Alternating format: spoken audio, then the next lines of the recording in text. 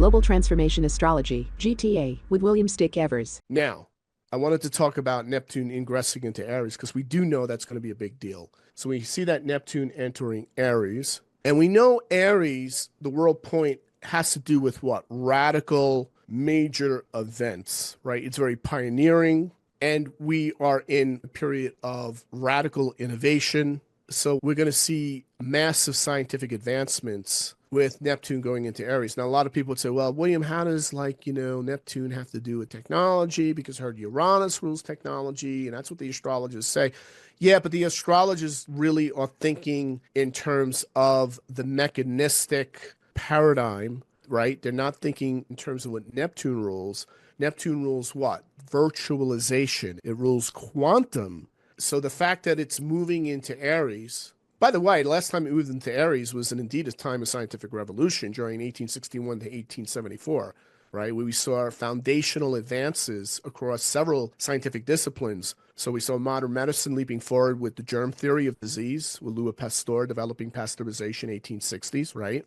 We saw the rise of antiseptic surgery. What do we call that today? Anesthesia, Neptune. We saw hypnosis. We saw drugs. We saw the beginning of the allopathic method of science. The allopathic medicine emerges with Neptune and Aries. We see the invention of dynamite, which you got to understand, until the atom bomb, dynamite was like a weapon of mass destruction. You could actually blast your way through a mountain, and they did that. The United States built the first transcontinental railway right through the mountains, blasting right through the mountains. And it was also used as a weapon. So it also revolutionized engineering. And we also see the discovery of the periodic table of elements, which was a huge milestone. So the first real understanding of scientific-based chemistry. And then we had the first transatlantic cable, and we see the beginning of communication without wires. And what's the other big thing? Neptune deals with the virtual, and it also deals with images. So what did we see? The emergence of photography. Right? And James Clerk Maxwell, I think he was the first color photographer, 1861, using a 3-filter method, blah, blah, blah. So we see a lot of major breakthroughs. Now, I'm bringing that up because this is happening. When was it happening? It's happening hours after the eclipse. So something big, folks, is going to be rolled out. May not be the day after. So that period, we see advances in imaging, chemistry, understanding invisible forces. By the way, electromagnetism, the formulation of electromagnetic field equations in the 1860s by Maxwell. And then we see Darwin, evolution, and Neptune and Aries also correlates with what? The emergence of Karl Marx's Das Kapital, which challenged the established paradigm on economics. And we see the rise of social Marxism. When you're dealing with Uranus, Neptune, Pluto, you're dealing with anything that's outside the materialistic paradigm. Even though, electricity, you could say, is definitely Uranian. But when you're dealing with magnetism, and we know magnetism is very tied up with electricity. Like, in other words, electricity, in terms of how we use it today, you could not use it without employing magnetism. The magnets within electrical motors and that type of thing. So we have that Neptune in Aries, followed by the convergence of Saturn ingressing into Aries in April. And then the convergence of both of these planets will facilitate some type of major shift. And I believe what we're going to see is a fusion of the digital with the physical, the fusion of the virtual digital. When I say digital, it's happening virtually. That fuses with the physical, think brain computer interface, AI integration into daily life. And we see somehow some device that can link us, neuralink us, with artificial intelligence. We also could see probably a major breakthrough with medicine and biotech that will see breakthrough cures and therapies emerge. So I think we're going to get a lot of announcements this year. It could even lead possibly to the cure of cancer or cure of leukemia or other, disease breakthroughs, especially in the treatment of addressing conditions linked to stress or immune system. So we're likely to get new gene editing techniques like the CRISPR cures or anti-aging treatments that really work. Like, okay, it's maybe like 20,000 a year, but you just get your IV every 2 weeks, and now you're biologically getting younger. It's not just the Hollywood elite. Like, you see these A-list Hollywood actors in their 60s still playing 35-year-old parts convincingly. Well, now these anti-aging treatments will be, enhanced, modified, improved. more effective and won't kill your budget. You won't have to drain your retirement account or sell your Bitcoin for them. And we could also see pandemic countering technologies accelerating as well. But I think the big thing that I'm looking at here is, I'm seeing these announcements constantly in the tech sector, right? So experts, all these tech experts have significantly revised their AGI predictions. What I'm hearing, and I'm not only hearing it, I'm actually seeing, I'm working with the tools, that they're working with the tools first and going, oh my God, this is like AGI already.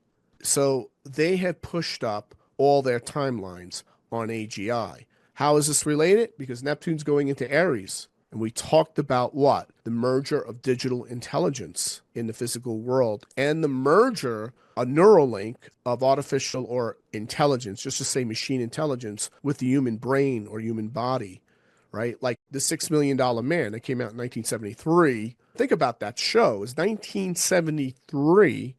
And what did they talk about? They had a big breakthrough with the neural link where they could connect the bionics to an atomic powered bionic arm and leg. And so what I'm getting at here is that, like today, it's like, oh, all right, I could see that happening, right? But back in 73, that was already envisioned.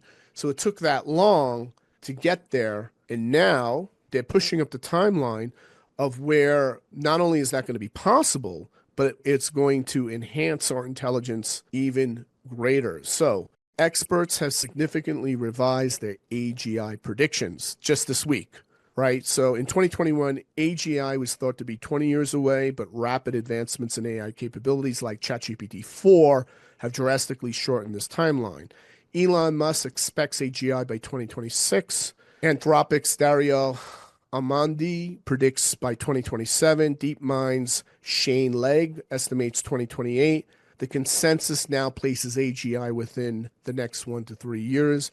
Microsoft AI CEO Mustafa Suleyman predicts that AI models will be 1,000 times larger in the next 3 years, accelerating progress towards AGI and ASI. And NVIDIA CEO believes ASI is less than 5 years away. So he believes it's around 2029. And by the way, if you look at Terminator, the movie Terminator, when is the Terminator sent back? That was in 2029. 2029, the Terminator was sent back to kill Sarah Connor in 1984. So if you think about it, Hollywood is tracking the reality, because what is really the Terminator? He's really like an AGI. He's got the knowledge and he's got the skill set of the best soldier on the planet, right? The smartest human on the planet. And, he's a robot, but he's also an AGI empowered. And he, the Terminator, he's connected to what? The ASI, which is Skynet. So the current AI is already designing. By the way, the current AI with the new set of computers that you'll be buying this year, or your new iPhone 16 or 17, the AI already helped design the chips, actually accelerated, right? So these new chips we're getting now were designed or co-designed according to NVIDIA CEO. He said, look, it's already happening. So we're going to see these new chips, these AI chips that we're getting, or some of us already have them, that were designed by AI to begin with. And so the chips that future iterations will run on will be reinforcing the feedback loop of the exponential growth. So I think the big problem is people in general underestimate exponential growth. If you underestimate exponential growth, then it just seems like science fiction in how this all could be happening much faster than you're comfortable with. So controlling a super intelligent AI is unprecedented. No species has ever controlled a more intelligent entity. Even AI researchers don't fully understand how their current models function. They don't understand now how ChatGPT 4.5 really works.